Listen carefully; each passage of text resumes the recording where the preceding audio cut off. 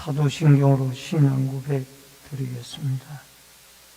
전능하사 천지를 만드신 하나님 아버지를 내가 믿사오며 그의 아들 우리 주 예수 그리스도를 믿사오니 이는 성령으로 잉태하사 동정녀 마리아에게 나시고 본디오 빌라도에게 고난을 받으사 십자가에 못 박혀 죽으시고 장사한 지 사흘 만에 죽은 자 가운데서 다시 살아나시며 하늘에 오르사 전능하신 하나님 우편에 앉아 계시다가 저리로서 산자와 죽은 자를 심판하러 오시리라. 성령을 믿사오며 거룩한 공예와 성도가 서로 교통하는 것과 죄를 사하여 주시는 것과 몸이 다시 사는 것과 영원히 사는 것을 믿사옵나이다. 아멘. 314장 찬송부입니다.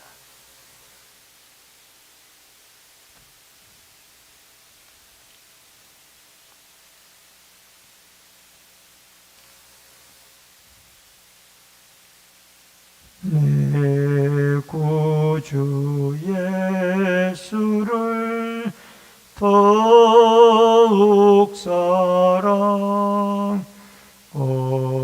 엎드려 비는 말 들으소서. 내 진정 소원이 내 구주 예수를 더욱 사랑 더욱 사랑. 이전에 세상 나 기뻤어도 지금 내 기쁨은 오직 예수. 다만 내 피는 말 내 구주 예수를 더욱 사랑 더욱 사랑. 이 세상 떠날 때 찬양하고 숨질 때 하는 말 이것일세. 다만 내 피는 말 내 구주 예수를 더욱 사랑 더욱 사랑. 아멘. 하나님의 말씀은 예레미야서 22장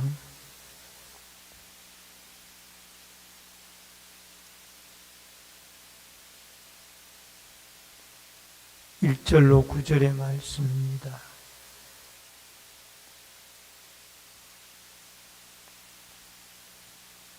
예레미야 22장 1절로 9절의 말씀.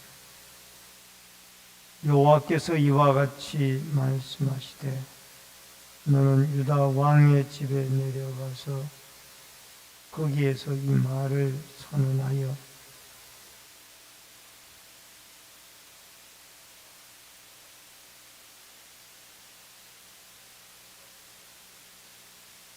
여호와께서 이와 같이 말씀하시되 너희가 정의와 공의를 행하여 탈취당한 자를 압박하는 자의 손에서 건지고 이방인과 과와 과부를 압제하거나 학대하지 말며 이곳에서 무죄한 피를 흘리지 말라.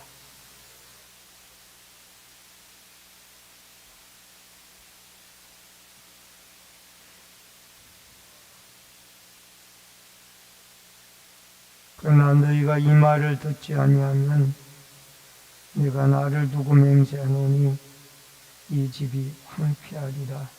여호와의 말씀입니다.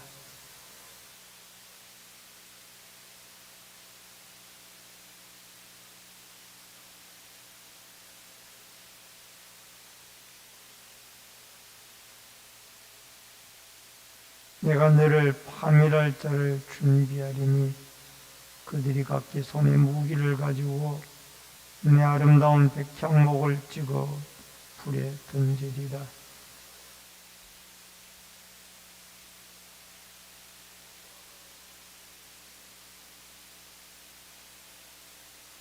그들이 대답하기는 이는 그들이 자기 하나님 여호와의 언약을 버리고 다른 신들에게 절하고 그를 섬긴 까닭이라 하셨다 할지니라.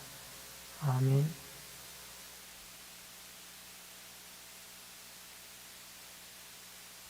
오늘은 예레미야 22장 1절로 9절의 말씀을 통해서 왕들도 말씀에 순종해야 한다 라는 주제로 말씀을 통해서 은혜를 나눕니다. 여러분, 오늘 말씀은 시드기야 왕 때에 선포되어진 하나님의 심판에 대한 말씀이 계속되고 있습니다.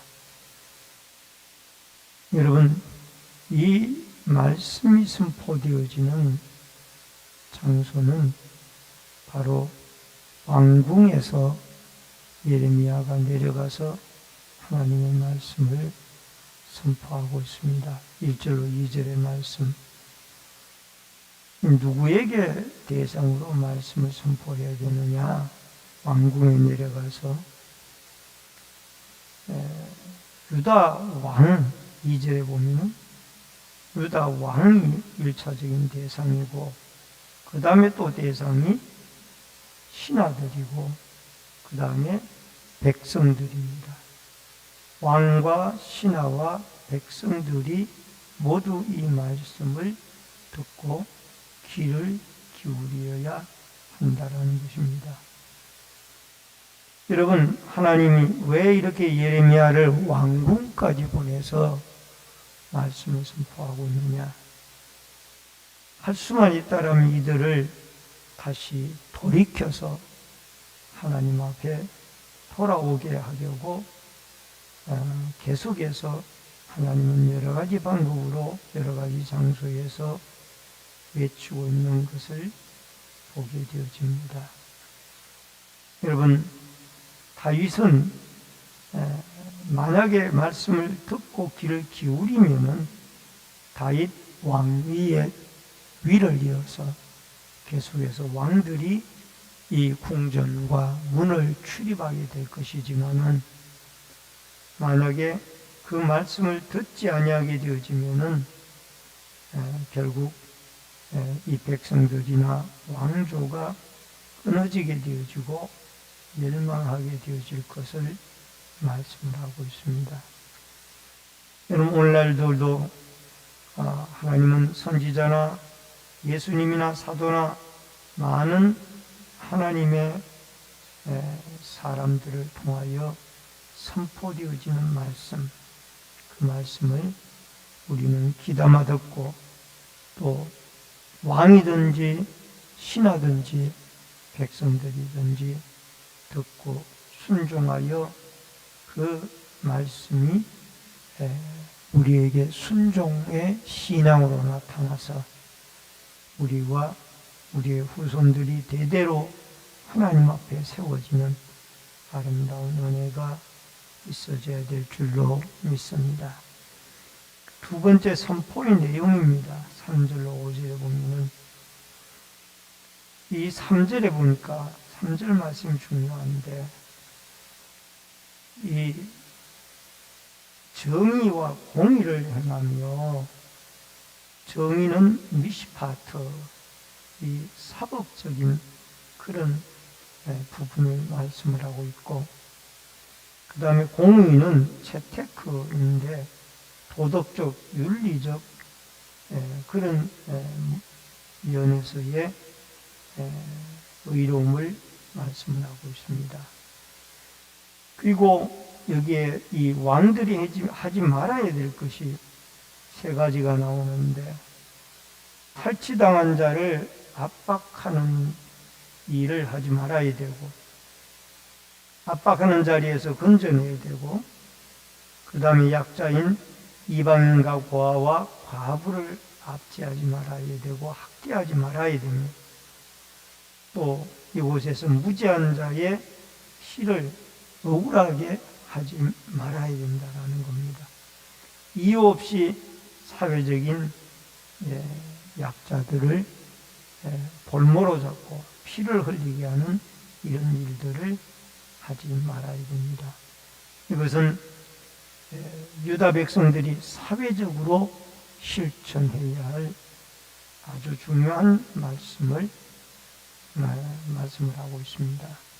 여러분, 미시파트라는 이 공의는 사회적으로 사법적으로 이 강자들에게는 이 법이 크게 적용이 안 됩니다. 그러나 약자들에게는 이 법이 무섭게 적용이 되고 있습니다.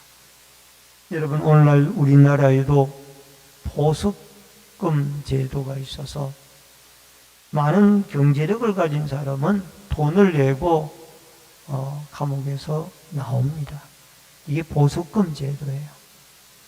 이런 것들이 다 사회적인 약자들은 이 공의의 법의 지배를 받지만 강자들은 공의의 지배를 받지 않는 불공평한 시대를 우리는 살고 있습니다. 여러분, 여기에 채택거 정의란 말은 결국 도덕적 윤리적인 그런 법을 말하는데, 여러분, 장애인들이나 노동자들 이런 사람들에게 우리는 관심을 가지고 또 이들을 사회적인 약자로 알고 돌보는 이런 마음이 우리에게 꼭 있어야 될 줄로 믿습니다. 여러분, 어느 사회든지 사회적인 약자를 짓밟고 무시하는 그 사회는 하나님이 그냥 있지 않는다라는 겁니다. 반드시 심판을 내리게 되어진다라는 것을 말씀을 하고 있습니다.